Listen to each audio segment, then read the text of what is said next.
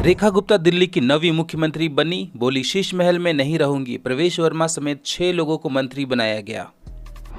दिल्ली से एक और बड़ी खबर, अरविंद केजरीवाल अब दिल्ली छोड़ने वाले हैं। अब अरविंद केजरीवाल की जगह आतिशी लेंगी। आतिशी को दिल्ली की जिम्मेदारी मिलेगी। इसके साथ ही अरविंद केजरीवाल अब पंजाब और गुजरात में अपनी पार्टी को मजबूत करेंगे। इसके साथ ही करप्शन से बिगड़ी इमेज को सुधारने पर फोकस रहेगा। अमेरिकी राष्ट्रपति डोनाल्ड ट्रंप ने जेलेंस्की को मामूली कॉमेडियन और तानाशाह कहा। डोनाल्ड ट्रंप बोले जेलेंस्की बिना किसी चुनाव के राष्ट्रपति पद पर हैं। इसके साथ ही इसके जवाब में जेलेंस्की ने कहा डोनाल्ड ट्रंप गलतफहमी में जी रहा है। सुप्रीम कोर्ट ने आज लोकपाल के उस आदेश पर रोक लगा दी जिसमें कहा गया था कि हाईकोर्ट के जजों के खिलाफ शिकायतों की जांच करने के लिए लोकपाल के अधिकार क्षेत्र में आता है। कांग्रेस नेता और सांसद राहुल गांधी 2 दिन के रायबरेली दौरे पर हैं। बछरवावा में कार्यकर्ताओं को संबोधित करते हुए कहा कि बीजेपी ने जीएसटी और नोटबंदी करके देश में बेरोजगारी बढ़ाई है। केंद्र सरकार ईमानदारी पूर्वक काम करे तो करोड़ों युवाओं को रोजगार मिल सकता है। महाकुंभ जाने के सवाल पर राहुल गांधी ने कहा नमस्कार और आगे बढ़ गए। सोशल मीडिया पर अश्लीलता रोकने के लिए केंद्र सरकार मौजूदा आईटी एक्ट की जगह अब डिजिटल इंडिया बिल लाने पर काम कर रही है। नए कानून में यूट्यूबर, डिजिटल प्लेटफॉर्म और सोशल मीडिया यूजर्स को रेगुलेट करने के प्रावधान रहेंगे। डिजिटल इंडिया बिल पर केंद्र करीब 15 महीने से काम कर रहा है। अलग अलग क्षेत्र के लिए विशिष्ट प्रावधान वाले कानून बनाए जाएंगे, जैसे दूरसंचार, सूचना प्रौद्योगिकी और सूचना एवं प्रसारण संबंधी विषयों के लिए अलग अलग प्रावधान रखे जाएंगे। इसमें आर्टिफिशियल इंटेलिजेंस के गवर्नेंस की भी व्यवस्था होगी। कर्नाटक के बीजापुर में अल अमीन मेडिकल कॉलेज में कश्मीर के रहने वाले एमबीबीएस सेकेंड ईयर के स्टूडेंट के साथ रैगिंग और मारपीट का मामला सामने आया है। मामले में जम्मू कश्मीर के मुख्यमंत्री उमर अब्दुल्ला ने कर्नाटक के सीएम सिद्धारमैया को चिट्ठी लिखकर कार्रवाई करने की मांग की है। असम अवैध खदान हादसे में मारे गए 5 और मजदूरों के शव बरामद कर लिए गए हैं। रेस्क्यू टीम को सर्च ऑपरेशन में 44 दिन लग गए। पुलिस ने बताया कि शव बुरी तरह सड़ और गल चुके हैं। मजदूरों की पहचान के लिए डीएनए टेस्ट किया गया। इससे पहले 8 जनवरी को एक शव और 11 जनवरी को 3 शव बरामद हुए थे।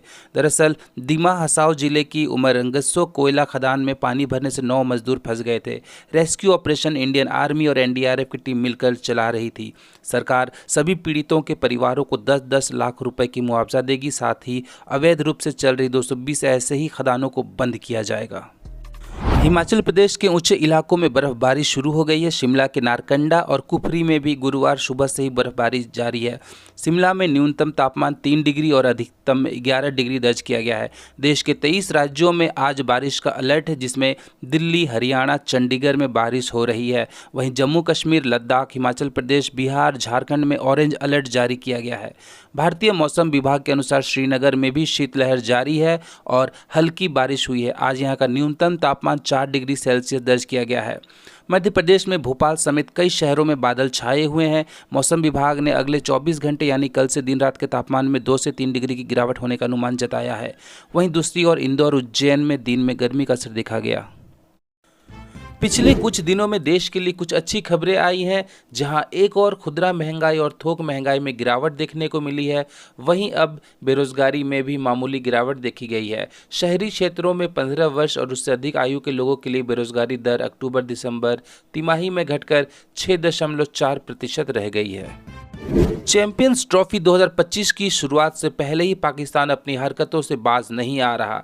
दरअसल हाल ही में कराची के स्टेडियम का एक वीडियो काफ़ी तेज़ी से वायरल हुआ, जिसमें ये साफ दिखाया गया था कि पाकिस्तान क्रिकेट बोर्ड ने चैंपियंस ट्रॉफी से पहले भारत के राष्ट्रीय ध्वज को कराची के स्टेडियम में लगाया ही नहीं। वहीं टूर्नामेंट की बाकी सभी 7 टीमों के झंडे कराची के गद्दाफी स्टेडियम में दिखाई दे रहे थे। और अब पाकिस्तान के गद्दाफी स्टेडियम का एक और वीडियो तेज़ी से वायरल हुआ, जिसके बाद बवाल मच गया। सोशल मीडिया पर जो नया वीडियो ट्रेंड कर रहा है, ये कराची के गद्दाफी स्टेडियम का है। इस वीडियो में एक शख्स भारत के झंडे को गद्दाफी स्टेडियम में लगाता हुआ नजर आ रहा था, लेकिन इस शख्स ने भारत के झंडे को उल्टा लगा रखा है, जिसके चलते एक बार फिर बवाल मच गया। इस वीडियो में भारत के अलावा बाकी देशों के झंडे भी दिखाई दे रहे हैं, जो बिल्कुल सही और सटीक तरीके से लगाए गए हैं, लेकिन तिरंगे के साथ ऐसा देखने को नहीं मिला। ऐसे में भारतीय फैंस का मानना है कि पाकिस्तान ने ये जानबूझकर ऐसी नीच हरकत की है। राजस्थान के उदयपुर में अखिल भारतीय जल मंत्री सम्मेलन 2025 चल रहा है। ये आयोजन 18 और 19 फरवरी को हो रहा है। केंद्रीय जल शक्ति मंत्री CR पाटिल ने राजस्थान के मुख्यमंत्री भजन लाल शर्मा की मौजूदगी में सम्मेलन का उद्घाटन किया। अपने संबोधन में उन्होंने 2047 तक विकसित भारत के लिए भारत के संकल्प पर जोर दिया। उन्होंने कहा कि प्रधानमंत्री नरेंद्र मोदी के नेतृत्व में भारत 2047 तक जल सुरक्षा सुनिश्चित करने की दिशा में काम कर रहा है। केंद्रीय मंत्री ने कहा कि स्वच्छ भारत मिशन एक बड़ी उपलब्धि रही। इसके तहत 12 करोड़ शौचालय बनाए गए, 60 करोड़ लोगों की आदतों में बदलाव आया है, बेहतर स्वच्छता के माध्यम से 3 लाख लोगों की जान बचाई गई और स्वास्थ्य सेवा लागत में 8 लाख करोड़ रुपए की बचत हुई है। चीन से एक बड़ी खबर। चीन ने सैन्य खुफिया जानकारी में सेंध लगाने वाले एक शख्स को गिरफ्तार किया है। चीनी रक्षा मंत्रालय के मुताबिक गिरफ्तार शख्स सेना की खुफिया जानकारी को जुटाकर सोशल मीडिया के जरिए दुश्मन देश को भेजता था।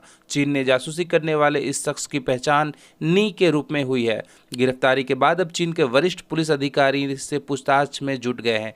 चीन के सैन्य अधिकारी पहले ये जानने की कोशिश में लगे हुए हैं कि आखिर डोंगे ने कौन कौन सी खुफिया जानकारी लीक की है। टेस्ला ने भारत के लिए हायरिंग शुरू कर दी है। शाम होने से पहले टेस्ला ने दिल्ली और मुंबई में 2 शोरूम खोलने तक का ऐलान कर दिया। मतलब साफ है कि दुनिया की सबसे बड़ी ईवी कंपनी का भारत में आगमन होने जा रहा है और अब टेस्ला भारत आने को पूरी तरह से तैयार है। उसका रिएक्शन शेयर बाजार में भी साफ देखने को मिला। देश की लोकल कंपनियों के शेयरों में भारी गिरावट देखने को मिली। बाजार बंद होने के बाद कुछ रिकवरी जरूर देखी गई, लेकिन इन कंपनियों के शेयरों की गिरावट ने साफ संकेत दे दिया है कि आने वाले दिनों में टेस्ला देश की दिग्गज ऑटो कंपनियों को नुकसान जरूर से जरूर पहुंचाएगा। इंडियाज गॉट लेटेंट में पेरेंट्स को लेकर दिए गए बयान के बाद रणवीर इलाहाबादिया बुरी तरह से फंस गए थे। समय रैना समेत कई लोगों के खिलाफ केस दर्ज भी हुआ था। इसी बीच यूट्यूबर रणवीर की ओर से दायर याचिका पर सुप्रीम कोर्ट में सुनवाई हुई। इस दौरान उन्हें गिरफ्तारी से तो राहत मिल गई, पर सुप्रीम कोर्ट ने कंटेंट को लेकर जमकर फटकार लगाई। कतर के अमीर शेख तमीम बिन हमद अली थानी के 2 दिवसीय भारत दौरे ने दोनों देशों के द्विपक्षीय संबंधों को नई दिशा दी है। प्रधानमंत्री नरेंद्र मोदी और कतर के अमीर के बीच हैदराबाद हाउस में हुई उच्च स्तरीय बातचीत में निवेश, व्यापार, ऊर्जा सहयोग और रणनीतिक साझेदारी को मजबूत करने पर विशेष चर्चाएं हुई। दिल्ली के नए मुख्यमंत्री का शपथ ग्रहण समारोह अब 20 फरवरी को होगा। इससे एक दिन पहले विधायक दल की बैठक होनी है, जो कि पहले दोपहर 3:30 बजे होनी थी, पर अब इसके टाइमिंग में बदलाव किया गया है। अब ये बैठक शाम 7 बजे होगी।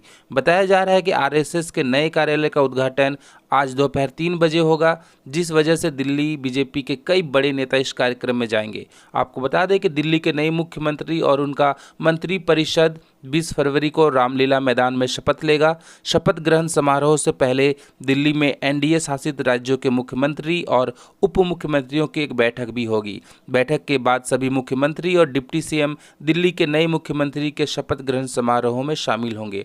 आपको बता दें, शपथ ग्रहण समारोह से पहले बीजेपी विधायक दल की बैठक होनी है। इसमें विधायक दल का भी नेता चुना जाएगा, जो कि दिल्ली का अगला CM होगा। CM पद के लिए कई विधायकों के नामों की चर्चा है। रेस में सबसे आगे जाने माने वाले में परवेश वर्मा, विजेंद्र गुप्ता और सतीश उपाध्याय हैं।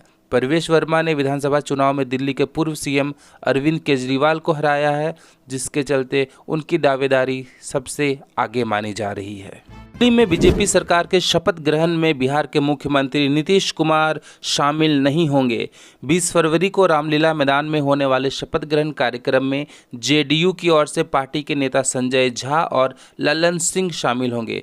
बताया जा रहा है कि बिहार में चल रही प्रगति यात्रा की वजह से मुख्यमंत्री नीतीश कुमार शपथ ग्रहण में शामिल नहीं होंगे। नीतीश कुमार की यह प्रगति यात्रा बिहार के अलग अलग जिलों में निकाली जा रही है। मिली जानकारी के अनुसार शपथ ग्रहण समारोह में नीतीश कुमार की अनुपस्थिति में बिहार के दोनों डिप्टी CM सम्राट चौधरी और विजय सिन्हा मौजूद रहेंगे। सम्राट चौधरी और विजय सिन्हा बिहार बीजेपी के नेता हैं, इसीलिए JDU ने अपनी तरफ से 2 नेताओं को भेजने का फैसला किया है। पश्चिम बंगाल की मुख्यमंत्री ममता बनर्जी ने विधानसभा को संबोधित करते हुए ये दावा किया है कि महाकुंभ मृत्यु कुंभ बन गया है। उन्होंने आरोप लगाया है कि इस महाकुंभ में मरने वालों की वास्तविक संख्या को छिपाया गया है। पिछले महीने उत्तर प्रदेश के प्रयागराज में मची भगदड़ में कम से कम 30 लोगों की मौत हो गई और 60 घायल हो गए। वहीं हाल ही में नई दिल्ली रेलवे स्टेशन पर मची भगदड़ में 18 लोगों की जान चली गई।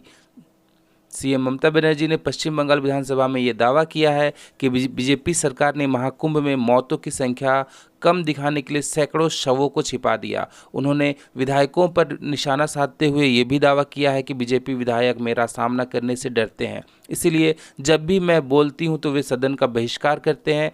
इस दौरान सीएम ने मुस्लिम लीग से उन्हें जोड़ने के आरोपों की कड़ी निंदा की।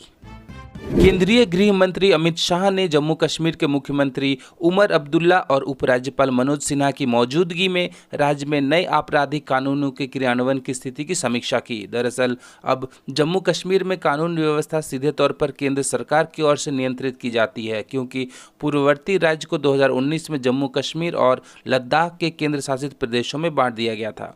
गृह मंत्री अमित शाह बैठक की अध्यक्षता में हुई बैठक में जम्मू कश्मीर के उपराज्यपाल मनोज सिन्हा, मुख्यमंत्री उमर अब्दुल्ला के अलावा डीजीपी नलिन प्रभात, चीफ सेक्रेटरी अटल डुल्लू भी मौजूद रहे। बैठक के बाद सीएम अब्दुल्ला ने कहा, जम्मू कश्मीर का नए आपराधिक कानूनों को लागू करने में काफ़ी हद तक रोल ठीक ठाक रहा। जहां कमी रही उस पर बात हुई, उसे भी दुरुस्त किया जाएगा। लोगों को नए कानूनों की पूरी जानकारी हो, इसके लिए भी पहल की जाएगी। उन्होंने कहा, इससे पहले जो 2 बार बैठकें हुई वो सुरक्षा से संबंधित थी। अगर सुरक्षा से संबंधित बैठकों में जनता द्वारा चुनी हुई सरकार को शामिल न करने का फैसला लिया जाता है तो ठीक है। देश के चुनाव आयुक्त की नियुक्ति पर सीएम ने कहा, नेता प्रतिपक्ष राहुल गांधी के तौर पर उन्हें असहमति जताने का हक है। ये कहा गया है कि जो सरकार करती है विपक्ष उससे सहमत हो। जहां तक सुनवाई की बात है तो सुप्रीम कोर्ट में सुनवाई चल रही है और फैसला आ जाएगा। इसमें मैं क्या कह सकता हूं? मैं तो एक राज्य का मुख्यमंत्री हूं, ये मरकज का मामला है।